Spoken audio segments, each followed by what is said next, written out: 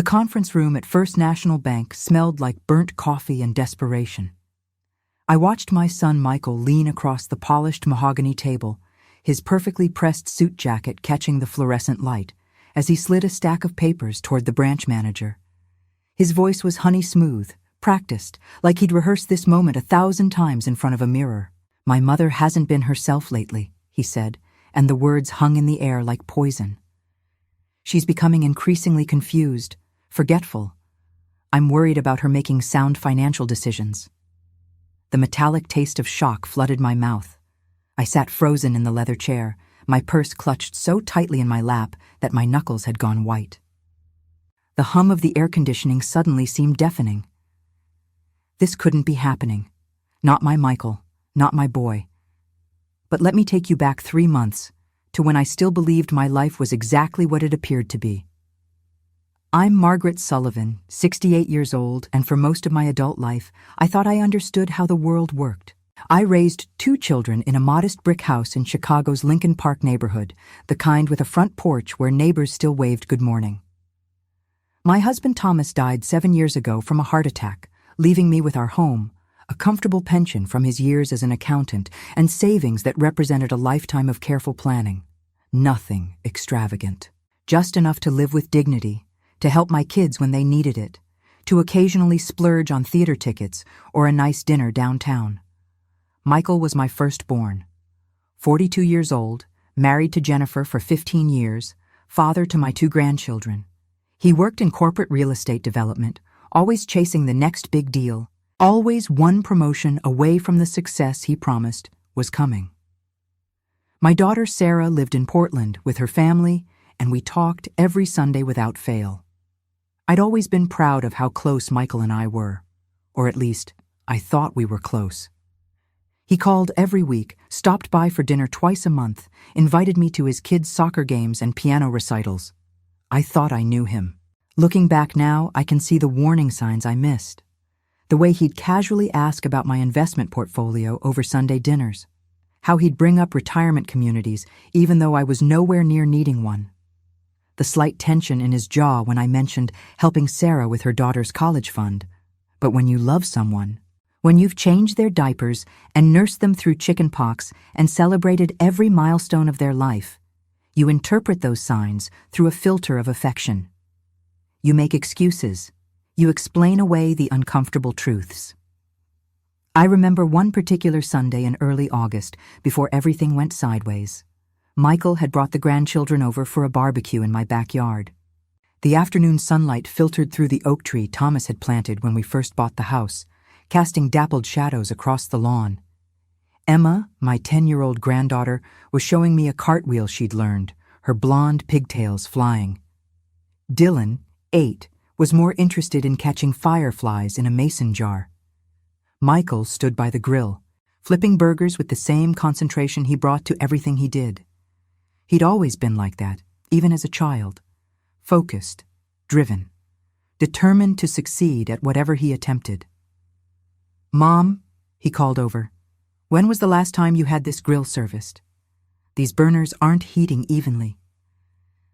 "Your father maintained it himself," I said, walking over. "I've just been using it as he showed me." Michael's expression shifted into what I'd come to recognize as his concerned professional face. "Dad's been gone 7 years, Mom. Equipment deteriorates. You really should have someone check these things. What if there's a gas leak? What if you hurt yourself?"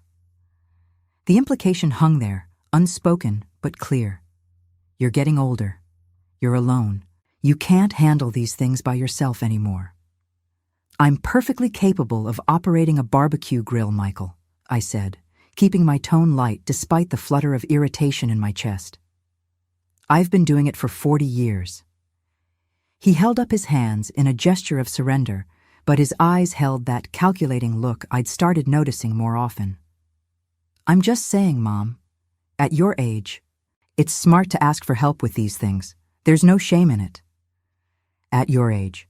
Those 3 words had become his favorite weapon, deployed with surgical precision to undermine my confidence. At your age, you should think about downsizing.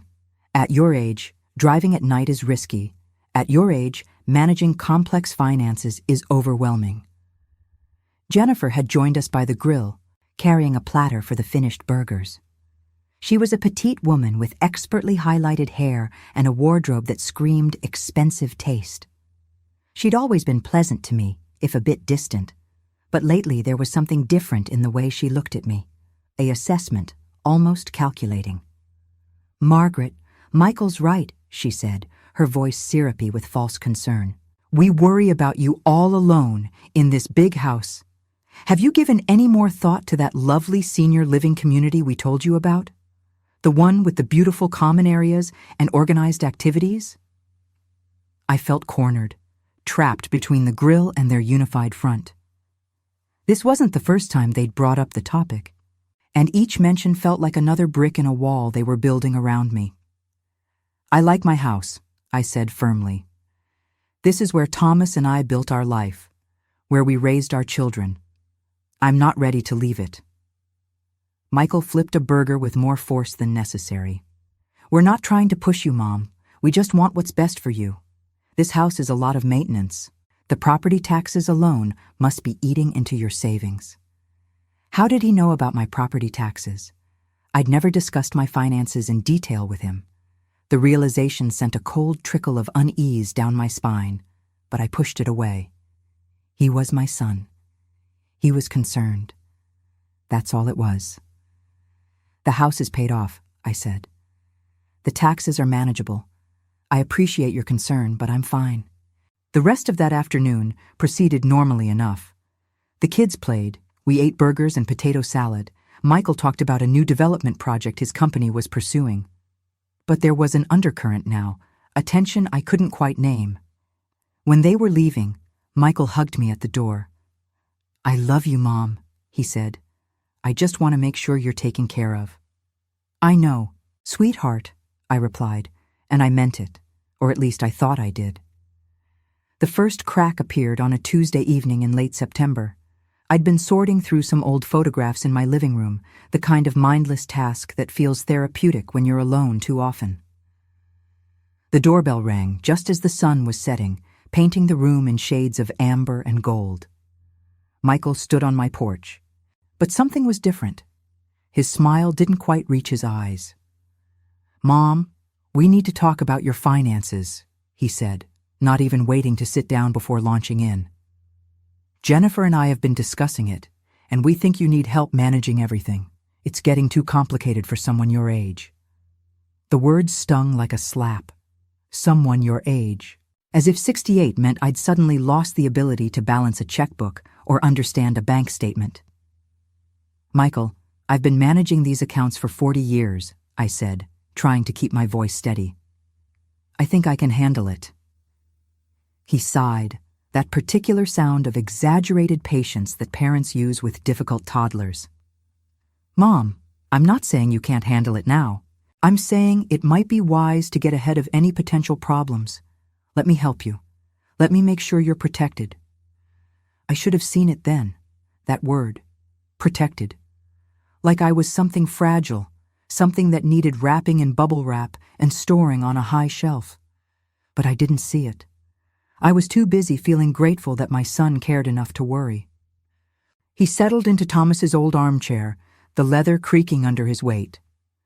The chair where my husband used to read the evening paper, where he'd fall asleep during Sunday football games.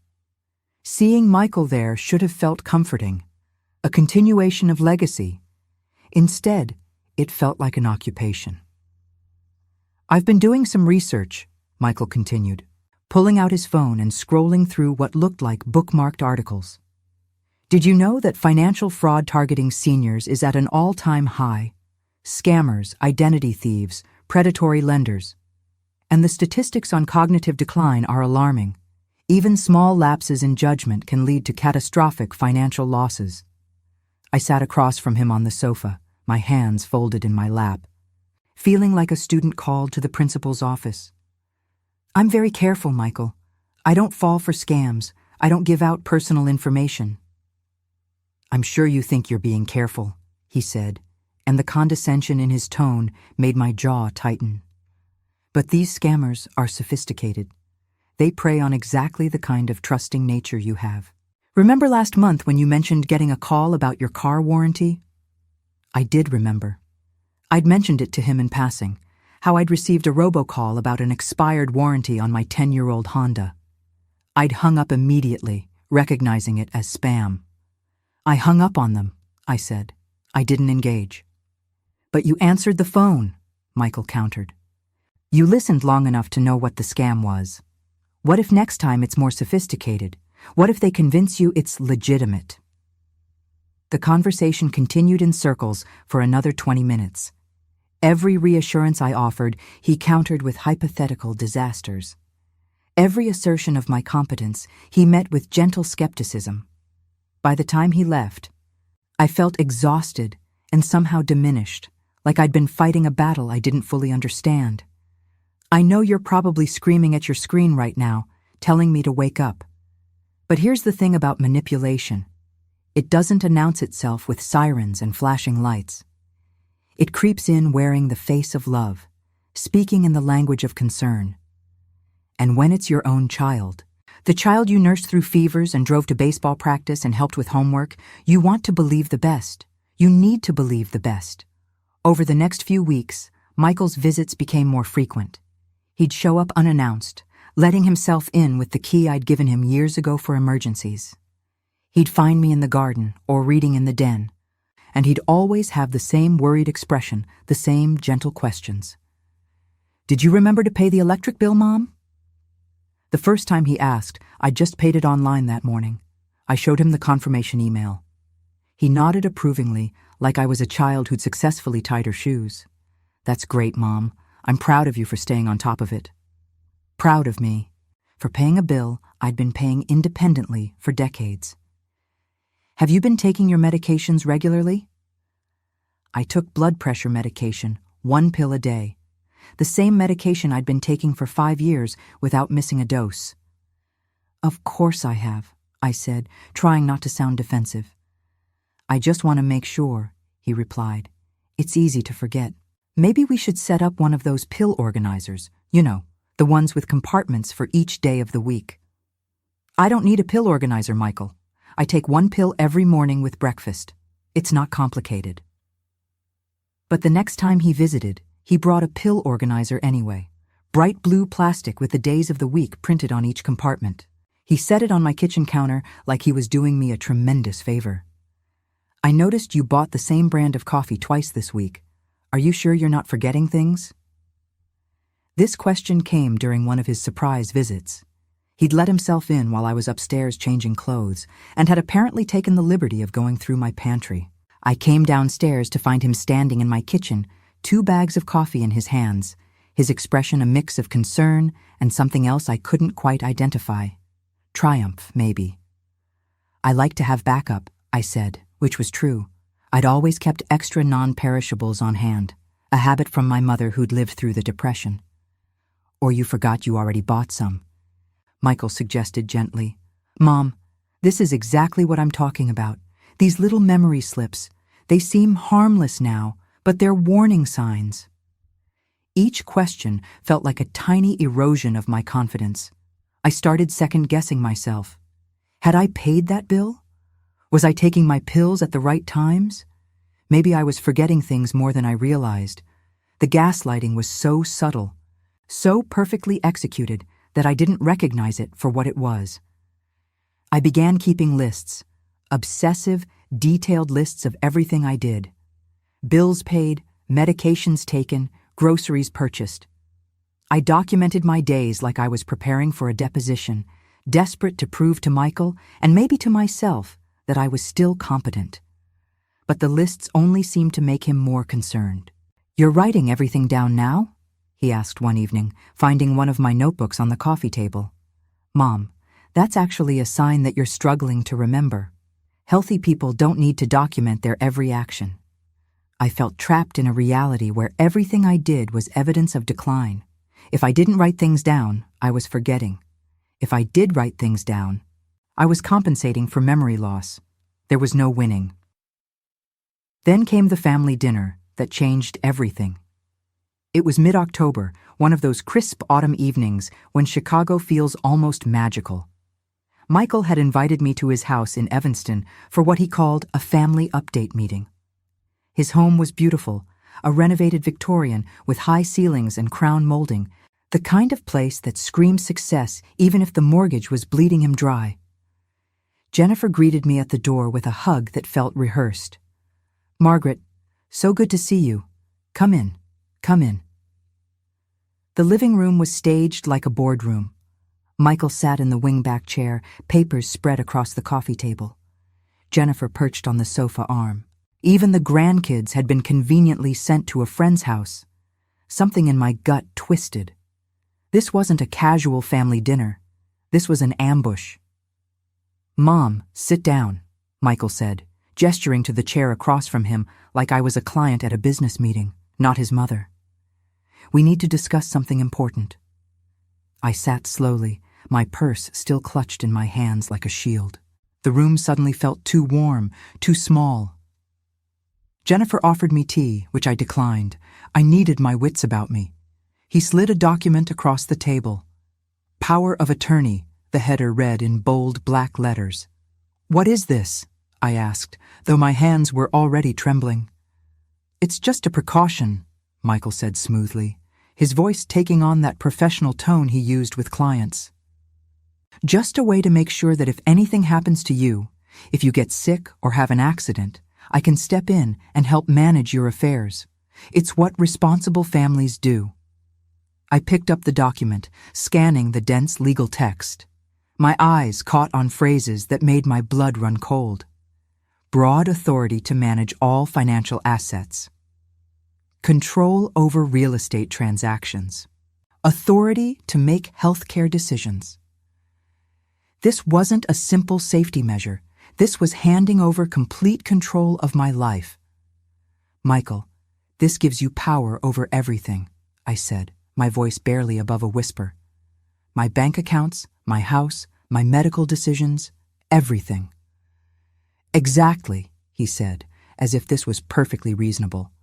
"That way, if something happens, there's no confusion, no delays. I can take care of everything for you." The claustrophobia of that moment still haunts me. The walls seemed to press inward. The air felt thick, hard to breathe. Every instinct screamed that something was wrong, but Michael's face was so earnest, so concerned. "I don't need this," I managed to say. "I'm perfectly healthy. I'm perfectly capable." "Mom." Jennifer's voice was saccharine sweet, and I noticed she'd positioned herself between me and the door, whether intentionally or not. "Michael is just trying to help. We all know how overwhelming finances can be, especially as we get older. There's no shame in accepting support." "Support is one thing," I said, finding my voice growing stronger despite the fear coursing through me. "This isn't support. This is control." Michael's expression flickered, just for a moment. Annoyance crossed his features before he smoothed it away with another practiced smile. "You're being paranoid, Mom. This is a standard legal document. Thousands of families have these arrangements." "Then why the urgency?" I challenged. "Why tonight, without warning? Why couldn't you have sent this to me to review with my own attorney?" The question hung in the air. Michael and Jennifer exchanged a glance, some wordless communication passing between them. "We didn't want to worry you," Jennifer said. "We thought if we presented it calmly, in a comfortable setting, you'd understand we're trying to help.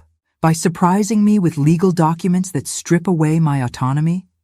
My hands had stopped shaking. Adrenaline was replacing fear with something sharper. Clarity. Michael leaned forward, his elbows on his knees, adopting a posture of intimate concern. "Mom, I need you to really hear me. We're worried about you. The forgetfulness, the repeated purchases, the obsessive list-making, these are signs of cognitive decline. We want to protect you before things get worse. Have you ever doubted your own sanity? Have you ever sat in a room full of people you love and wondered if maybe, just maybe, they're right and you're wrong? That's where they had me, teetering on the edge of believing their version of reality over my own. I thought about the coffee I'd bought twice, the lists I'd been making, the times I'd questioned my own memory. Maybe they were right. Maybe I was declining and couldn't see it. But then I thought about my conversation with Sarah just last Sunday. We'd discussed current events, her daughter's college applications, a book we were both reading. The conversation had been sharp, engaged, detailed. Sarah hadn't noticed any confusion or forgetfulness. I thought about my weekly bridge game with Dorothy and the other women from the neighborhood. I held my own against players 20 years younger, remembering cards, calculating odds, strategizing several moves ahead. I thought about the volunteer work I did at the library, organizing their fundraising events, managing complex budgets and schedules. None of that suggested cognitive decline. None of that suggested I needed someone to take over my life. "I need to think about this," I said, standing up. My legs felt unsteady, but I forced them to hold me upright. "I need to review these documents with my attorney." Michael stood too, his height suddenly seeming intimidating rather than comforting. "Mom, there's nothing to review. It's straightforward. Sign the papers, let me help you, and we can all stop worrying." "If it's so straightforward, then you won't mind me having my lawyer review it," I said, tucking the documents into my purse. "I'll call you after I've had a chance to think." I didn't sign the papers that night. I told them I needed time to think, to review everything with my own lawyer. Michael's smile tightened at the corners, a flash of something cold and calculating that disappeared so quickly I almost convinced myself I'd imagined it. "Of course, Mom," he said, but his voice had an edge now. "Take all the time you need. We just want what's best for you." But as he walked me to the door, he made one more attempt. "You know, if you're not comfortable with power of attorney, we could at least add me to your bank accounts, just as a joint account holder. That way, if you need help with anything, I'm right there." Joint account holder, which would give him equal access to withdraw, transfer, or drain every penny I had. "I'll think about it," I said, and I walked out into the October night feeling like I'd barely escaped something terrible. I drove home through the dark Chicago streets, past the familiar landmarks of my neighborhood, and something fundamental shifted inside me. The old Margaret would have spent the night second-guessing herself, wondering if she was being stubborn or difficult. But a new Margaret was emerging, one who recognized that a betrayal this deep doesn't heal. It scars over. The next morning, I did something I'd never done before. I hired a private investigator. His name was James Chen, a former police detective who now ran a small firm out of an office in the Loop. I found him through a recommendation from my friend Dorothy, who'd used his services during her own messy divorce years ago. His office was in an older building on State Street, the kind with marble floors in the lobby and an elevator that creaked ominously. I rode up to the 7th floor, my stomach churning with a mixture of anxiety and determination. The door to Chen Investigations was frosted glass with simple black lettering. I stood in the hallway for a full minute before I could make myself knock. "Come in," a voice called. James Chen was younger than I expected, maybe mid-40s, with graying hair and eyes that had seen too much. His office was cluttered but organized, walls covered with certificates and commendations from his time on the force. A coffee maker in the corner was brewing something that smelled infinitely better than the swill at First National Bank. "Mrs. Sullivan," he said when I walked in, rising from behind a desk piled with file folders. "Dorothy said you might be calling. Please sit down." I settled into a worn leather chair across from his desk. The chair had that comfortable, broken-in feel that comes from years of people sitting there, pouring out their troubles. "I don't really know how to start," I admitted. "Start at the beginning," James said, pouring 2 cups of coffee and sliding one across the desk to me. "Tell me why you're here." So I told him everything.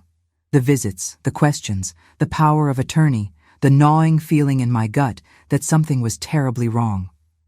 He listened without judgment, taking notes in a worn leather notebook, occasionally asking clarifying questions. "Did you bring the power of attorney document?" he asked. I pulled it from my purse and handed it over. He read through it carefully, his expression darkening with each page. "This is aggressive," he finally said. "This isn't a standard medical power of attorney. This gives him control over everything, your finances, your property, your healthcare decisions. And look at this clause here." He pointed to a section buried in the middle of the document.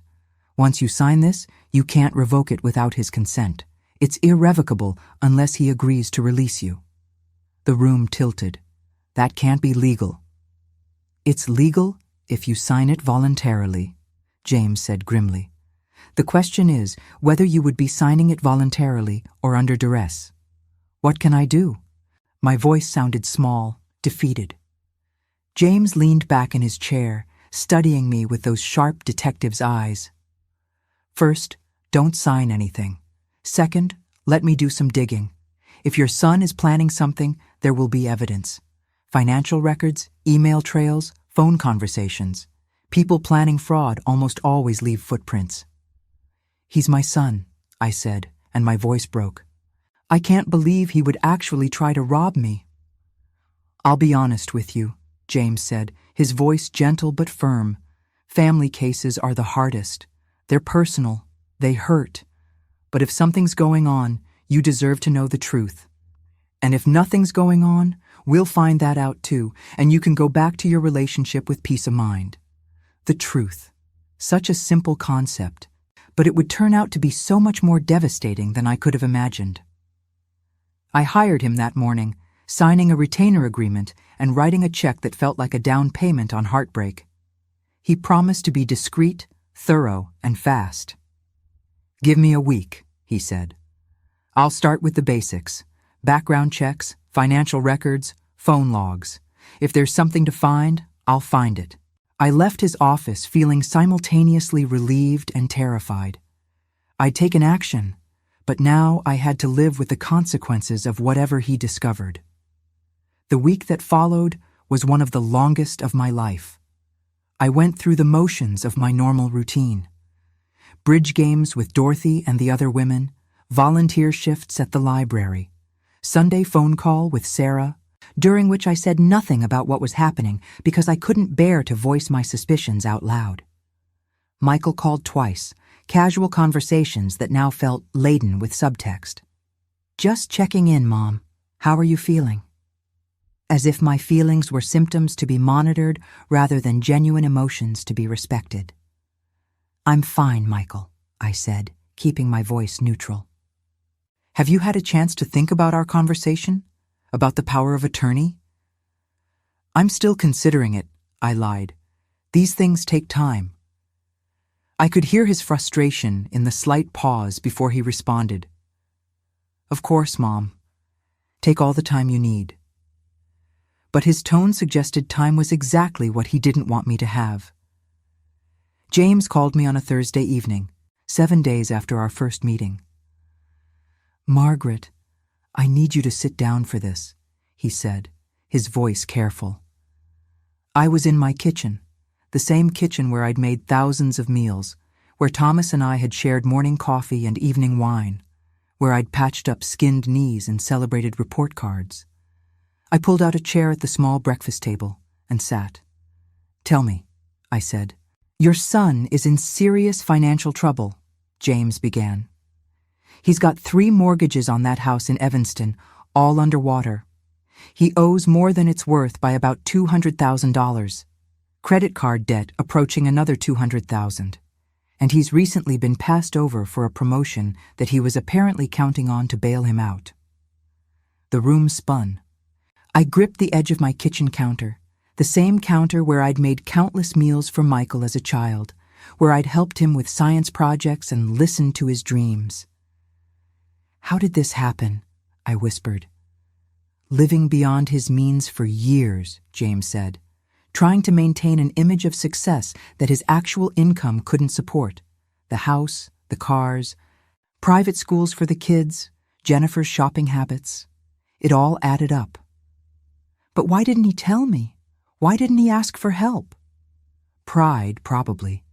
And maybe he did try to tell you, in his way. You said he was always talking about the next big deal, the promotion that was coming. He was probably hoping each one would solve his problems. I felt sick. If Michael had come to me honestly, told me he was struggling, I would have helped. Not with $200,000, certainly, but with advice, with budgeting help, with whatever support I could offer. Instead, he'd chosen deception. "There's more," James continued, and I braced myself. "He's been making inquiries about your assets, talking to lawyers about conservatorship proceedings, building a case that you're mentally incompetent." "But I'm not," I said, though my voice sounded hollow even to my own ears. "I'm fine. I'm completely fine. I know that. You know that. But he's been documenting incidents, small things, times you supposedly forgot appointments or repeated yourself. He's creating a narrative, Margaret. A story where you're a confused old woman who needs her son to step in and manage her affairs." The coffee, the obsessive list-making, the concerned questions about whether I'd remembered to pay bills. It all clicked into place with horrifying clarity. "He wasn't worried about me," I said slowly. "He was building evidence." "Exactly. Every 'did you remember' and 'are you sure' was ammunition for the case he's planning to make. And if you'd signed that power of attorney, he wouldn't even need a conservatorship. He'd have legal control immediately." I thought about my grandchildren, about the soccer games and piano recitals, about Emma's cartwheels and Dylan's firefly jar. Had those moments been genuine, or had they also been part of Michael's calculation? A way to stay close, to maintain access, to position himself for this ultimate betrayal?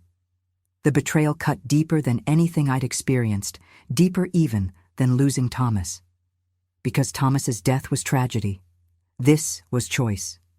Michael had chosen to see me not as his mother, but as an obstacle between him and my money. "What should I do?" I asked James. "We have options," he said. "You could confront him directly. You could cut contact and hope he gives up. Or we could set a trap, get him to show his true intentions in a way that's legally documented." A trap. The word felt ugly, vindictive, but it also felt necessary. "Tell me about the trap," I said. That night, I couldn't sleep. I lay in the darkness of my bedroom, the room I'd shared with Thomas for 37 years, and I made a decision. I would not be a victim. I would not go quietly into the role of the confused old woman Michael needed me to be. I would fight back. Over the next 2 weeks, I became someone I didn't recognize. The grief-stricken mother who wanted to believe the best was replaced by someone calculating, strategic, almost cold. I stopped crying and started planning. James taught me how to document everything. I bought a small voice recorder and kept it in my purse during every interaction with Michael. I saved every text message, every voicemail, every email. I installed security cameras in my home, hidden but legal, to capture any conversations. Illinois is a one-party consent state for in-person recordings. James explained during one of our strategy sessions in his office. As long as you're part of the conversation, you can legally record it without the other person's knowledge. He also taught me how to be strategic with my responses to Michael. "Don't be too competent," he advised. "If you suddenly seem perfectly on top of everything, he'll know you're onto him. But don't play into his narrative either. Stay in the middle. Be yourself, but be careful." It was exhausting, monitoring every word, every action, but it was also clarifying. For the first time in months, I felt like I had some control over the situation. And then I set the trap. I called Michael on a Tuesday afternoon, timing it for when I knew he'd be between meetings, stressed and vulnerable to good news. "Michael, sweetheart," I said, injecting a note of weariness into my voice. "I've been thinking about what you said, about the power of attorney, about needing help with my finances." "Mom?" His voice immediately sharpened with interest. "What are you saying?" "I'm saying maybe you're right. Maybe I am getting overwhelmed. The bills, the accounts, trying to keep track of everything. It's exhausting. I could practically hear him salivating through the phone. "That's wonderful, Mom. I mean, not wonderful that you're overwhelmed, but wonderful that you're being reasonable about this, that you're accepting help." Reasonable, as if recognizing my own supposed incompetence was the rational choice. "Why don't we meet at your bank next week?" he suggested, unable to keep the triumph out of his voice. "We can sit down with a manager and start the process of adding me to your accounts, just as a safety measure." My bank. First National, where Patricia Morrison had been my banker for 15 years, where I'd already had several long conversations about what was happening, where the staff knew me as competent and sharp. "That sounds perfect, sweetheart," I said, and the endearment tasted like ashes in my mouth. "How about Thursday? Morning works best for me. Say, 10 o'clock? "Thursday at 10, I confirmed. "I'll see you there." After I hung up, I sat at my kitchen table and allowed myself one moment of grief. One moment to mourn the relationship I thought I'd had with my son, the future I'd imagined with my grandchildren, the family unity that had turned out to be built on sand. Then I called James and told him the trap was set. The night before our bank appointment, I barely slept. I rehearsed every scenario, every possible outcome. James had coached me, prepared me, but nothing could fully armor me against the emotional devastation of what I was about to do. I was going to publicly expose my son's attempt to defraud me. I was going to burn down whatever remained of our relationship. There would be no going back from this. But the alternative was to let him win, to hand over my autonomy and my security, to become the helpless victim he needed me to be. And that alternative was unacceptable. I arrived at First National Bank 15 minutes early, wearing my best navy suit, my hair freshly styled at the salon I'd been going to for 20 years, my mind sharp as a razor. The branch manager, Patricia Morrison, had been briefed. She knew what to expect. Patricia met me in the lobby, her handshake firm and reassuring. "Margaret, are you sure you want to do this?" "I'm sure," I said. "He needs to know he can't get away with this." "We've got your back," she said. "The conference room is ready. We'll have 2 other staff members present as witnesses, as you requested. Everything will be documented." Michael arrived exactly on time, Jennifer beside him for moral support. They both wore expressions of benevolent concern, like visiting someone in a nursing home. Michael carried a leather folder, undoubtedly filled with papers for me to sign. "Mom," he said, kissing my cheek. His cologne was expensive, probably charged to a credit card he couldn't afford. "You look wonderful." "Doesn't she look wonderful, Jennifer?" "Absolutely lovely," Jennifer agreed, her smile not quite reaching her eyes. We settled into the conference room. Patricia sat at the head of the table, professional and composed. 2 other bank employees, Tom and Rachel, sat along the sides, their presence explained as standard procedure for account changes of this magnitude. Michael didn't seem bothered by the audience. If anything, he seemed energized by it, like a performer who thrived on a bigger stage. He opened his leather folder and began pulling out papers. Not just the power of attorney I'd seen before, but additional documents, account transfer forms, signature cards, documents that would give him immediate access to every penny I had. "I've taken the liberty of preparing everything we'll need," he said, sliding the stack toward me. "Just a few signatures and we'll have everything in order." Patricia leaned forward. "Mr. Sullivan, before we proceed, I'd like to understand exactly what you're proposing. Can you walk me through these documents?" Michael's smile was confidence personified. "Of course, I'm here to help my mother manage her accounts. As she's getting older, she's finding it increasingly difficult to keep track of everything. We're setting up a joint account structure where I'll have access to help her with day-to-day management." "I see," Patricia said neutrally. "And Mrs. Sullivan, you're comfortable with this arrangement?" This was my moment, the point of no return. I looked at Michael, really looked at him, at the son I'd raised, who'd once been a sweet little boy who brought me dandelions from the yard and cried when he scraped his knee. Where had that boy gone? Or had he never really existed except in my imagination? I'd like to hear more about why you think I need this help, Michael, I said calmly. You mentioned I'm having difficulty. Can you give Patricia specific examples?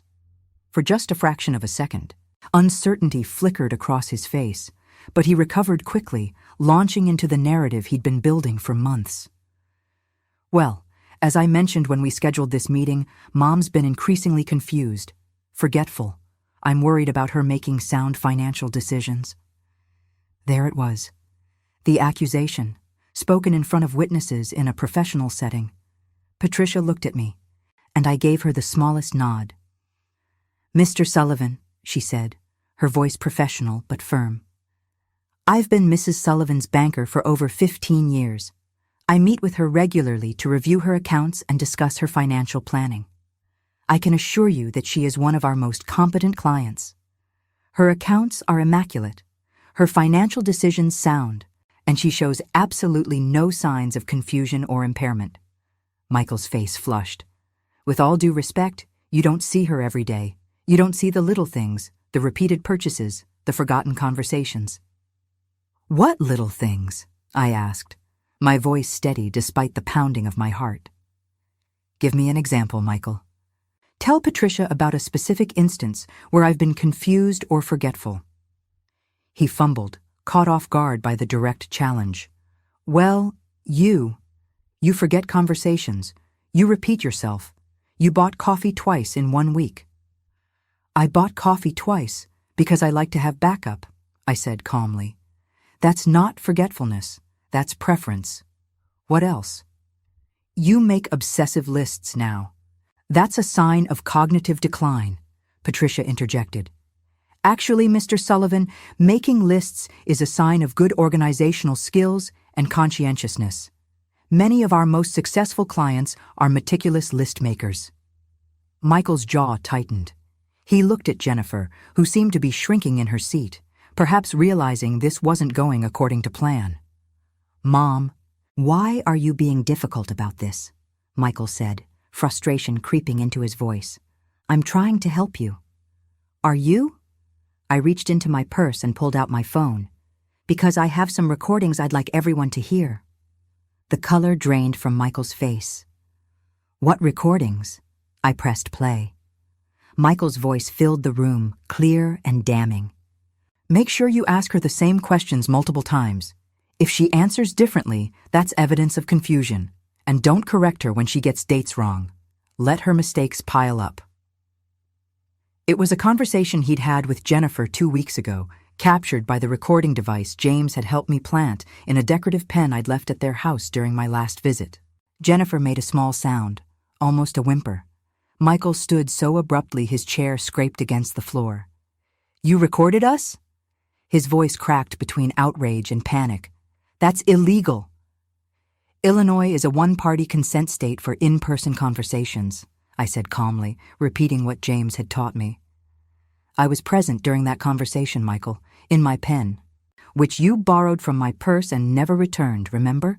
You set it right on your kitchen counter while you and Jennifer discussed strategies for building your case against me. Patricia's expression had gone from professionally neutral to coldly furious. Mr. Sullivan, I think this meeting is over. Mrs. Sullivan's accounts will remain solely under her control, and I'm making a note in our system that no one is authorized to make changes or inquiries without her explicit written consent. There's more, I said quietly. I pulled out a folder James had prepared for me. Financial records showing that you're over $400,000 in debt, evidence of your inquiries to lawyers about conservatorship proceedings, screenshots of Google searches you made about how to prove cognitive decline in elderly parents.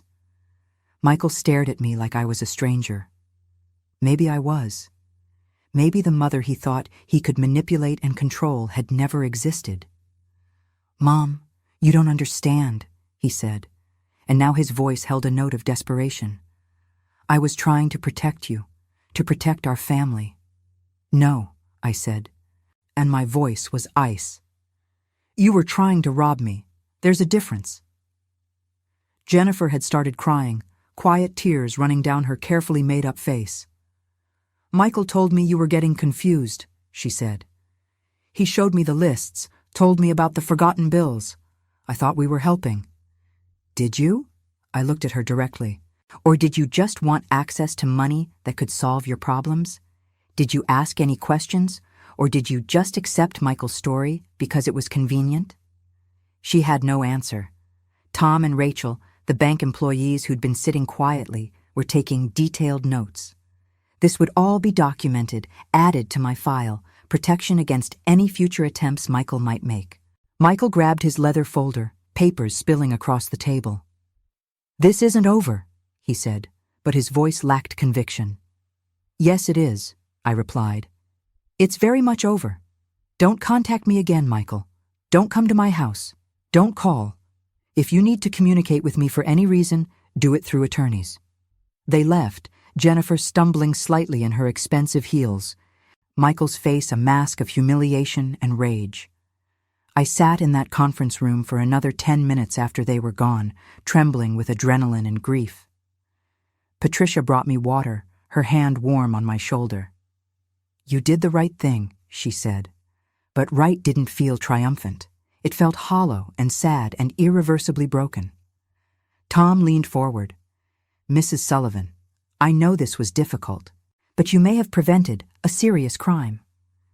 Elder financial abuse often goes unreported because families are afraid of the consequences. You were brave." "I don't feel brave," I admitted. "I feel like I just lost my son." "You lost someone who was trying to steal from you," Patricia said gently. "That's not the same as losing a son. A real son wouldn't do what he tried to do." I knew she was right, intellectually, but emotionally, the grief was overwhelming. The next few weeks were a masterclass in strategic warfare. I'd won the battle at the bank, but Michael wasn't done. He doubled down, reaching out to Sarah in Portland, trying to convince her that I was losing my mind, that I'd become paranoid and unstable, that I needed intervention. Sarah called me immediately, her voice tight with confusion and worry. "Mom, I just got off the phone with Michael. He says you're acting paranoid, that you accused him of trying to steal from you, that you're recording people secretly and making wild accusations. He says you need help. What's going on?"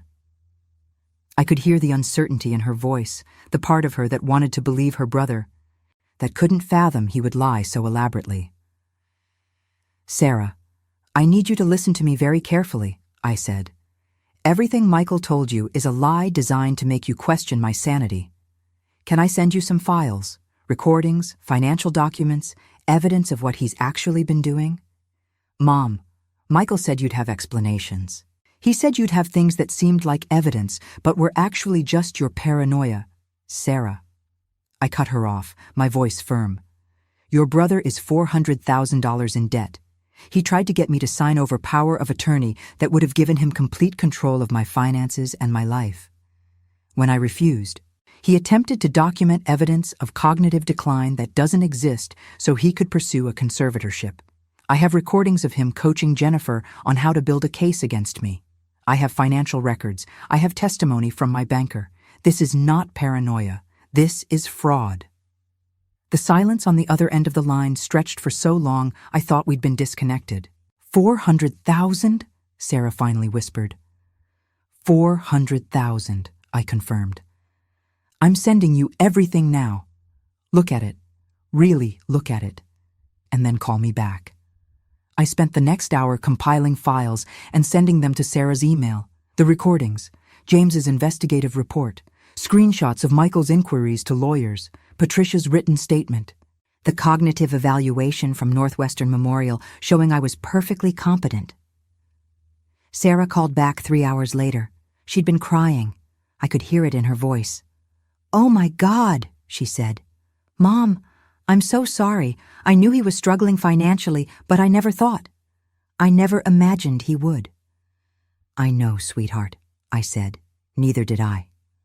"I'm booking a flight," Sarah said. "I'm coming home this weekend. You shouldn't have to deal with this alone." Sarah became my ally, my support system. She flew in from Portland that weekend, and her presence was a balm I hadn't known I needed. We stayed up late talking, drinking wine, processing the devastation together. "I should have seen it," Sarah said. I should have noticed something was wrong. You live across the country, I reminded her, and Michael is very good at hiding what he doesn't want people to know. He always has been. We strategized our next move together, because Michael hadn't given up. Despite the confrontation at the bank, despite being caught in his lies, he'd hired a lawyer and started making noise about a formal competency evaluation. James advised me to be proactive. Get your own evaluation, he said during a conference call with me and Sarah. Go to a reputable neurologist. Get comprehensive testing done. Beat him to the punch. If he tries to force a competency evaluation, you'll already have recent thorough results from a top institution showing you're perfectly fine. So I did. Sarah went with me to Northwestern Memorial Hospital, where I spent 2 full days undergoing every cognitive test imaginable. Memory assessments, problem-solving exercises, neurological scans. They tested my recall, my processing speed, my executive function. They evaluated my judgment, my reasoning, my ability to manage complex information. It was exhausting and humiliating, being poked and prodded and questioned like a lab specimen. But it was also necessary. The doctor who reviewed my results was a woman in her 50s with kind eyes and a direct manner. Dr. Elizabeth Thornton, according to her name badge. She'd been practicing neuropsychology for over 20 years. Mrs. Sullivan, she said, your cognitive function is well above average for your age. In fact, you scored higher than most 50-year-olds on several tests. Your memory is excellent, your processing speed is normal for your age cohort, and you show sophisticated problem-solving abilities. There is absolutely no evidence of dementia, mild cognitive impairment, confusion, or mental incapacity of any kind. The relief that washed over me was physical. I actually felt my shoulders relax. Tension I'd been carrying for months finally releasing. In fact, Dr. Thornton continued, you're in the top 15% cognitively for your age group. Whatever prompted this evaluation, I can tell you definitively that concerns about your mental competence are completely unfounded. I had her put it in writing, a detailed report with all the test results and her professional assessment. I had the report notarized and filed copies with my attorney, with my bank, with my primary care physician. Armor against Michael's accusations. But I still needed to confront him more publicly, to ensure he couldn't spin this narrative to the wider family, to our community, to the people who'd known us for decades. I needed witnesses who understood what he'd tried to do. The opportunity came in late November at the annual Lincoln Park Community Center fundraiser. It was an event I'd attended for 20 years, where everyone who was anyone in our neighborhood gathered for dinner and dancing and generous donations to support local programs. Michael and Jennifer had always attended too, playing the role of the successful young couple, basking in the reflected glory of being part of the Sullivan family. This year would be different. I arrived early, found the event coordinator, a woman named Helen who'd known our family for decades. I explained what I needed, laying out my plan with the same strategic thinking I'd brought to the bank confrontation. Helen's face shifted from confusion to outrage to fierce determination as I talked.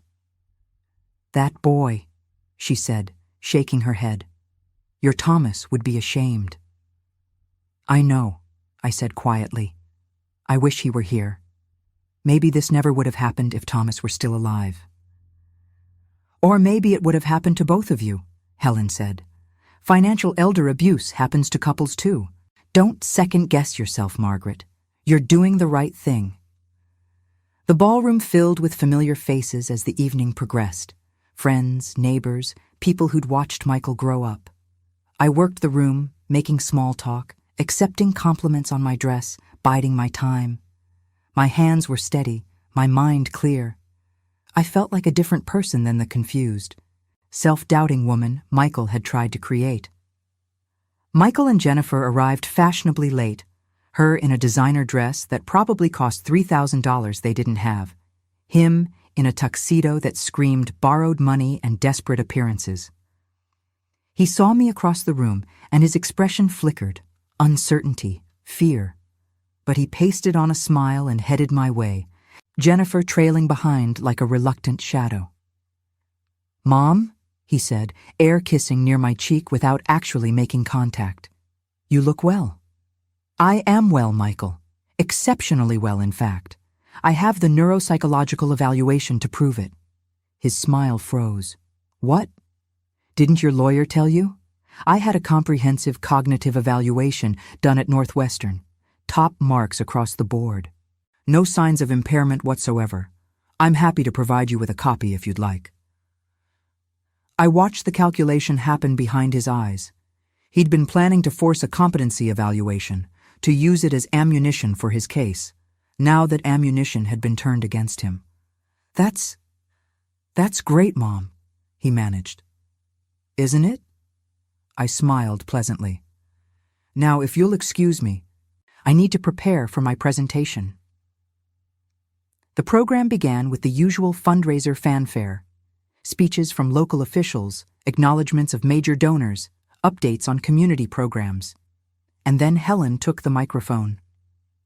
We have a special presentation tonight from one of our longest-standing members, she said.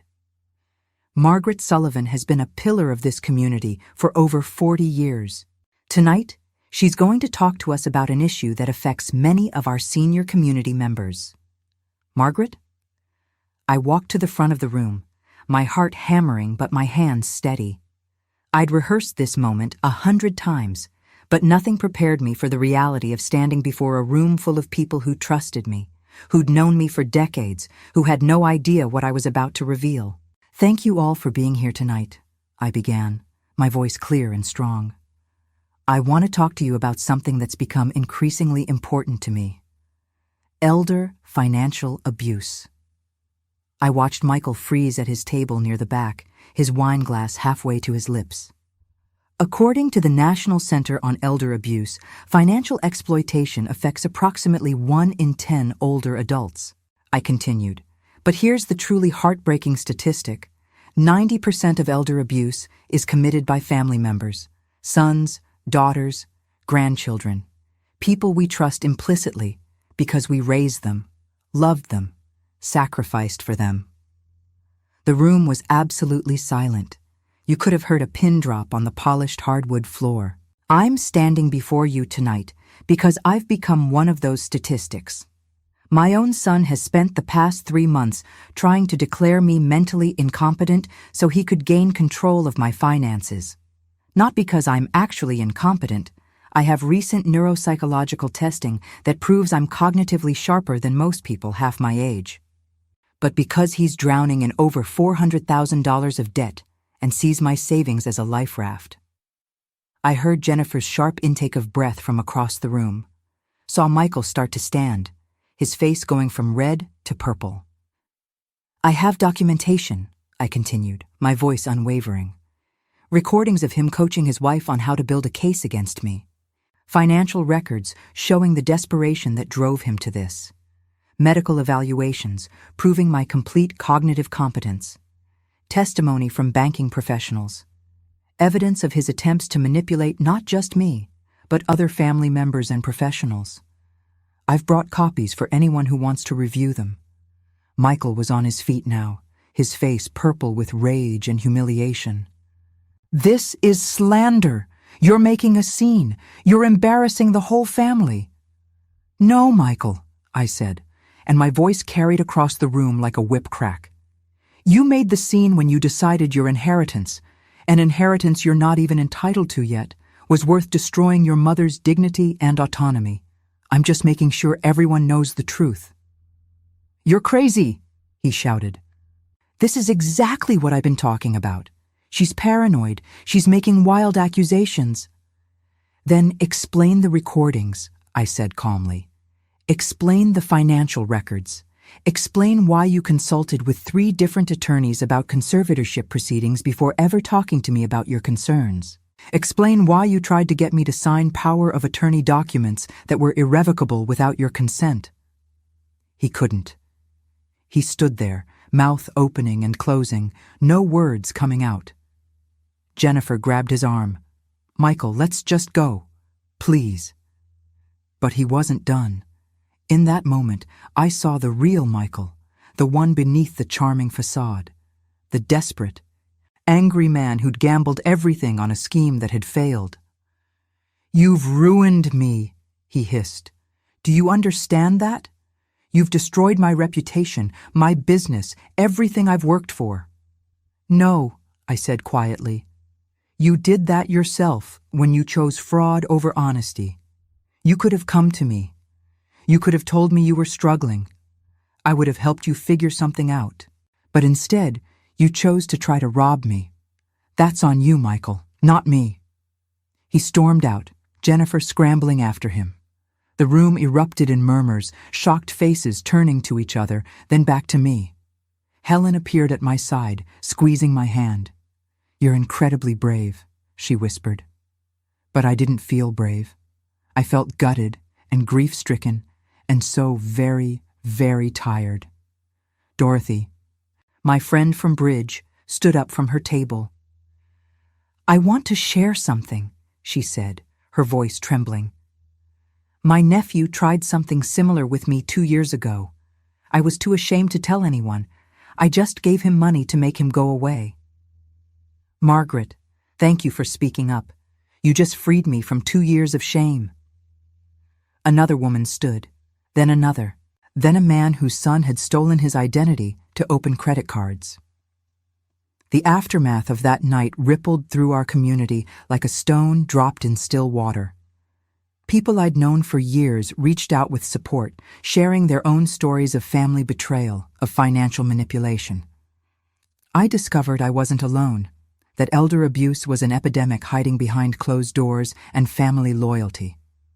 Michael tried to salvage his reputation, sending emails to mutual friends claiming I was vindictive, unstable, misunderstanding his good intentions. But the evidence was too damning, too comprehensive. And too many people had their own stories, their own experiences that made them believe mine. People who'd known him since childhood looked at him differently now, saw the desperation beneath the polished exterior. The successful image he'd worked so hard to maintain crumbled like a house built on sand. His business relationships began to collapse.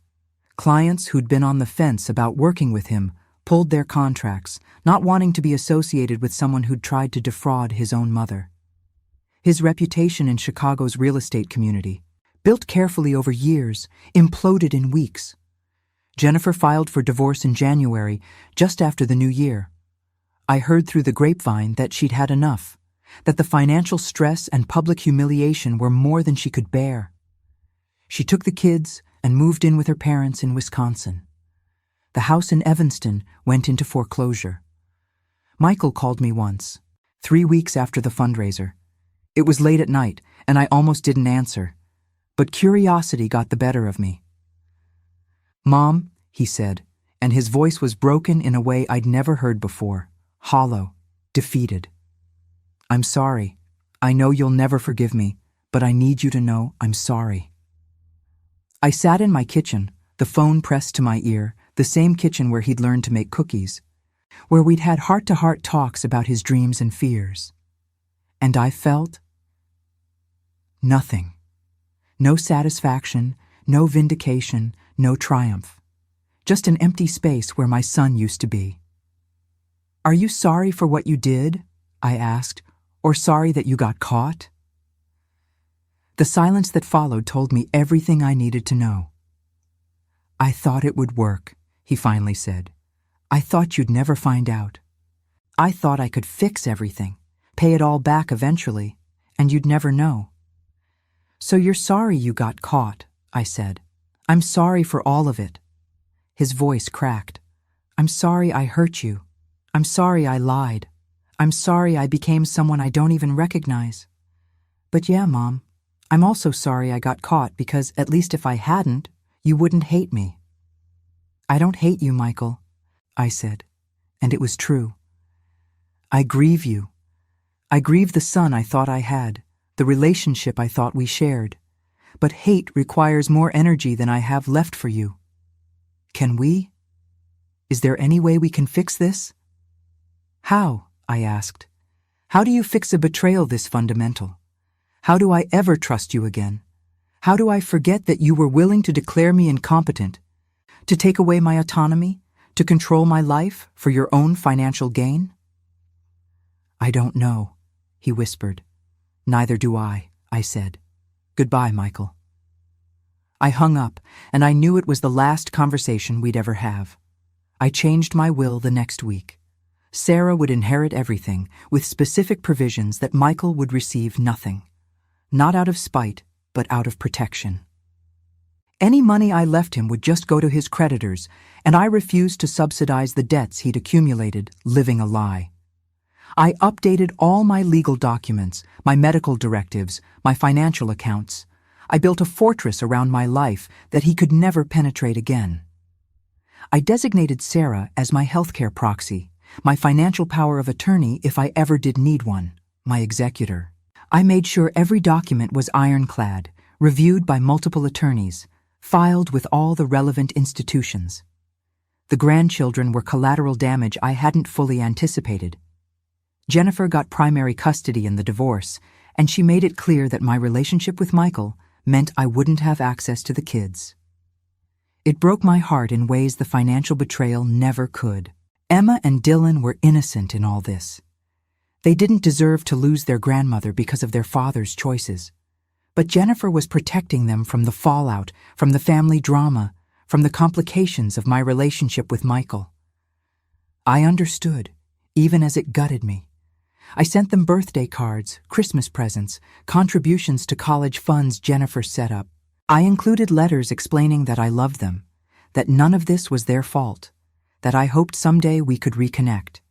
Maybe when they were older, when they could understand the complexity of what had happened, they'd want to know my side of the story. Maybe not. I had to make peace with that uncertainty. Sarah helped me process the grief. They'll come looking for you eventually, she assured me. Kids always want to understand their family history. When they're adults, they'll seek you out. If I'm still alive, I said. You'll be alive, Sarah said firmly. You're too stubborn to die before you're at least 90. But here's what I want you to understand. What I need everyone facing similar situations to hear. The absence of legal consequences doesn't mean the absence of justice. Michael lost everything that mattered. His marriage, his reputation, his business, his relationship with his mother and sister, his children. He became a cautionary tale in our community, the man who tried to rob his own mother. That's its own kind of prison. As for me, I found freedom in the ashes of what I'd lost. Not the kind of freedom you can measure in dollars or legal victories, but something more fundamental. The freedom to trust my own judgment, to set boundaries that protect my peace, to live without the weight of obligation to someone who'd proven they didn't deserve it. I started volunteering at a local senior center, running workshops on financial literacy and recognizing elder abuse. I shared my story over and over, watching faces shift from shame to recognition to determination. I helped others find the courage to protect themselves, to demand better from the people who claim to love them. One woman, Martha, came to me after a session with tears streaming down her face. She was about my age, dressed carefully in clothes that had seen better days, clutching a tissue in trembling hands. "My daughter's been doing the same thing," she whispered, glancing around as if her daughter might overhear. "She moved in with me 2 years ago, said she wanted to help me. But now she controls everything. My checkbook, my credit cards, even my Social Security direct deposit goes to an account I can't access." I thought I was crazy. I thought I was the problem. "You're not the problem," I told her, holding her hands in mine. "You're the solution. You're the one brave enough to see the truth and do something about it." I connected her with James, with legal resources, with support groups.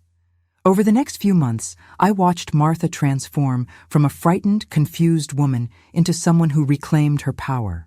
She filed for an order removing her daughter from her home. She reopened her own bank accounts. She got her financial independence back. That became my purpose, my redemption from the pain Michael had caused. Every person I helped, every story I shared, every workshop I led was a small victory against the silence and shame that allows elder abuse to flourish. Sarah and I grew closer than we'd ever been. She visited more often, bringing her husband and daughter for holidays. We talked honestly about Michael, about the warning signs we'd missed, about the price of blind trust. She blamed herself for not seeing it sooner, for living across the country while it was happening, for not being more suspicious of Michael's sudden intense interest in my well-being. "You couldn't have known," I told her during one visit. "He hid it well. He'd been planning this for months, probably longer. And even if you'd been here, I'm not sure I would have believed you if you'd tried to warn me. I needed to see it myself." "But I should have asked more questions," she insisted. "I knew he was in financial trouble. I should have connected the dots." "Stop," I said firmly. "You're not responsible for Michael's choices. Neither am I, for that matter. He's an adult. He made a calculated decision to commit fraud against his own mother. That's on him. Only him." The legal protections I put in place became a model for other seniors in my community. My lawyer, Susan Rodriguez, started offering workshops on elder law, using my case as an anonymous example of what can happen and how to protect yourself. "The key is preemptive protection," Susan would explain in these workshops. "Don't wait until there's a problem. Set up your legal protections now while you're healthy and competent and can make clear decisions about your own future." We educated families on the importance of transparency, of checks and balances, of never signing away power without fully understanding the implications. We taught adult children how to help their aging parents without overstepping boundaries or assuming control. I learned about financial abuse tactics I'd never imagined. The slow isolation from friends and family, making the victim dependent on the abuser for social connection. The gradual erosion of confidence and independence through constant questioning and undermining. The gaslighting that makes victims doubt their own reality and perception. Michael had used them all with surgical precision. The repeated visits, the concerned questions about my memory, the suggestions that I was declining. The isolation attempts disguised as protection. It was textbook manipulation, and I'd fallen for it because I trusted him. Did you know that financial exploitation costs older Americans an estimated $40 billion annually? That's not a typo. $40 billion. And those are just the reported cases. Experts believe the actual number is much higher because so many victims are too ashamed or too afraid to come forward. They're ashamed because our society still judges people who get scammed, who get manipulated, who don't see the warning signs. We blame victims instead of perpetrators. We ask, "How could you not know?" instead of, "How could they do that to you?" And they're afraid because often, like in my case, the perpetrator is a family member. Speaking up means fracturing the family, becoming the villain in someone else's narrative, losing relationships with grandchildren or other relatives who might take sides. I'm sharing this with you now because shame is the abuser's greatest weapon. It keeps victims silent, keeps families from intervening, keeps the cycle continuing across generations. If you're listening to this and recognizing patterns in your own life, please know that it's not your fault. It's not weakness or gullibility or poor judgment. It's betrayal by someone who chose to exploit the trust you gave them. Here's what you need to know about protecting yourself. First, never give anyone power of attorney without consulting an independent attorney. Not a lawyer recommended by the person seeking power, but someone you choose yourself. Have them review the documents thoroughly and explain exactly what you're signing. Second, maintain separate accounts that only you control. Even if you have joint accounts with family members for legitimate reasons, keep at least one account that's solely yours. This ensures you always have financial autonomy. Third, review your bank statements regularly and question any discrepancies. Don't assume that a transaction you don't remember making was just a memory lapse. Follow up, investigate. Fourth, trust your instincts. If something feels wrong, it probably is. Don't let anyone convince you that your concerns are just paranoia or confusion. Keep a support network of people outside your immediate family. Friends, neighbors, professionals who can provide objective perspective. Don't isolate yourself, even if it feels easier or less complicated. Isolation is how abuse flourishes in darkness. Document everything. Keep records, save emails and texts. Note dates and times of concerning conversations. If you need to take action later, evidence is your most powerful tool. I learned that from James, and it saved me. Know your legal rights. Every state has adult protective services that can investigate suspected elder abuse. There are elder law attorneys who specialize in these cases. There are resources, organizations, people who can help. You don't have to face this alone. And if you're the family member of someone who might be experiencing financial abuse, speak up. Yes, it's uncomfortable. Yes, it's awkward. Yes, it might damage relationships. But silence is complicity. Love sometimes means having difficult conversations, even when they're not welcome. I think about Thomas often, wonder what he would have said about all this. He loved Michael fiercely, probably would have struggled to believe his son was capable of such calculated cruelty. Thomas always saw the best in people, especially in our children. Maybe that's part of why Michael felt emboldened to try this. He knew that even if I discovered the truth, I'd be reluctant to destroy our family's image, to admit that we'd raised someone capable of elder abuse. But Thomas also taught me to stand up for what's right, to never let fear of consequences prevent me from acting with integrity. I like to think he'd be proud of how I handled this, even if it meant burning down the pretty fiction we'd built around our perfect family, because that's what it was, a fiction. The truth is that Michael had been struggling with entitlement and financial irresponsibility for years. I'd bailed him out before, covered his mistakes, made excuses for his poor choices. When he was in his 20s and ran up credit card debt, I helped him pay it off.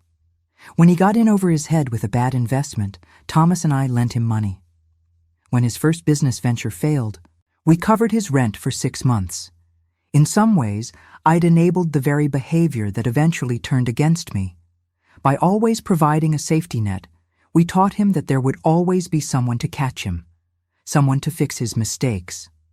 That's a hard truth to sit with. The recognition that my attempts to help, to be a good mother, to provide support, had actually contributed to the problem. But accepting that doesn't mean I deserved what he did. It just means the situation was more complicated than a simple villain and victim narrative. Life rarely offers that kind of clean simplicity. Today, almost a year after that confrontation at the bank, I'm at peace. Not happy, exactly. I still mourn the loss of my son, the death of the relationship I thought we had.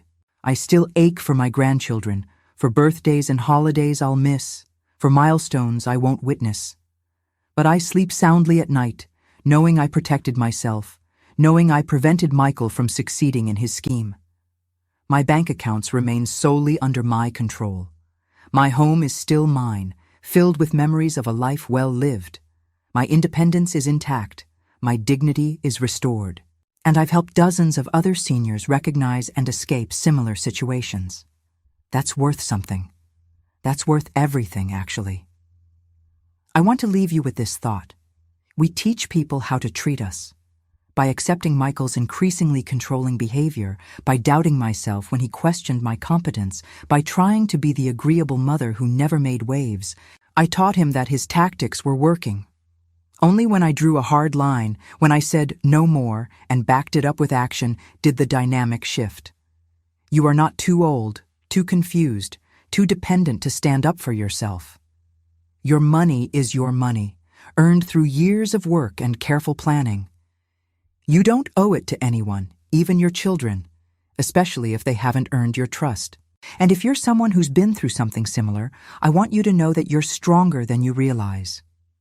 The fact that you survived, that you're still here, that you found the courage to protect yourself, that's testament to a resilience that can't be broken by betrayal. Recovery isn't linear. Some days I'm fine, proud of what I did, confident in my choices. Other days I see a photo of Michael as a child and I'm swamped by grief. Both reactions are valid. Both are part of healing. So here's what I'm asking of you. Wherever you are right now, whether you're listening to this in New York or Los Angeles, Miami or Seattle, Chicago or anywhere in between, if this story resonated with you, if you've experienced something similar or know someone who has, hit that like button. Subscribe to this channel so we can continue sharing these stories, breaking the silence around elder abuse. Leave a comment telling me your thoughts. Would you have confronted your child publicly or kept it private? Would you have given them a second chance or cut them off completely? I genuinely want to know because there's no perfect answer to these impossible situations. Every family is different. Every circumstance has nuances that only the people involved can fully understand.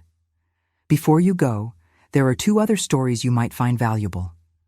One about a woman who discovered her daughter-in-law was forging her signature on checks, systematically emptying her accounts over months. Another about a man whose son convinced him to invest his life savings in a fraudulent business scheme that turned out to be nothing but smoke and mirrors. Both stories, like mine, end with hard-won wisdom and survival. Thank you for being here with me today, for listening to my story without judgment, for being part of a community that refuses to let these experiences remain hidden in shame. Take care of your hearts, protect your peace, and know that you're never as alone as you might feel.